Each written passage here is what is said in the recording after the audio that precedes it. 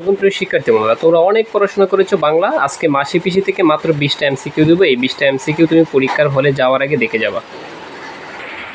প্রথম যে এমসিকিউটা, এটা হচ্ছে কৈলাসের মাথার চুল কেমন ছিল? এটা সবারই জানা, কদম চাটার রুক্ষ। অর্থাৎ 3 নং, ঠিক আছে। তারপর এখান থেকে 42 নং দেখবা, উড়ে এসে জুড়ে বসা। এটিকটা কি? এটা একটা প্রবাদ। 2টা শেষ। তারপর প্রিয় শিক্ষার্থী বন্ধুরা, এখান থেকে 1 নং দেখো, কানাইয়ের সাথে গোকুলের কতজন পেয়াদা এসেছিল? 3 জন, ঠিক আছে। তো মাসি পিসি জলে কি ভিজিয়ে রাখে? খাতা কম্বল। তারপরে এখান থেকে 6 নং দেখবা, সালতি শব্দের অর্থ কি? তাল কাঠের নৌকা। মাসি পিসি গল্পে ব্যঞ্জন শব্দটি কোন অর্থে ব্যবহৃত হয়েছে? তরকারি। তারপর দেখো, ঘুমের ঘরে হঠাৎ শিউরে উঠে কে?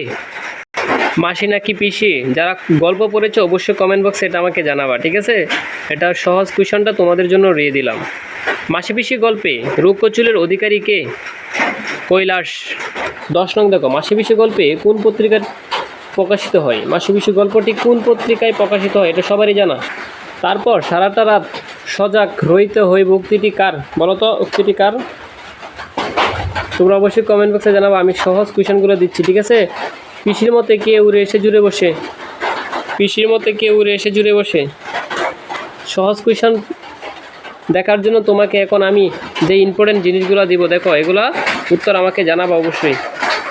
এই যে ইম্পর্টেন্টগুলো দিচ্ছি তোমাকে, এই 20টা মাত্র, একটু ভালো করে দেখবা। এখন তোমরা প্রশ্ন পারার জন্য দেখো এখানে কি বলছে। প্রথম গল্প মানিক বন্দ্যোপাধ্যায়ের উপন্যাস, তার বিখ্যাত উপন্যাসগুলো যৌননী, দিবারাত্রি, কাব্য, পদ্মা নদীর মাঝি, পুতুল নাচের ইতিকথা, ছিন্ন প্রভৃতি, ঠিক আছে। দেখো এখন আমি ইম্পর্টেন্স কিছু দেখাবো, এগুলো শিখলে তুমি সরাসরি কমন পেতে পারো। ব্যক্তি কয়জন? দেখো এই গল্পের। পশু, যানবাহন, স্থান, অন্য অন্য। চিন্তা করছো?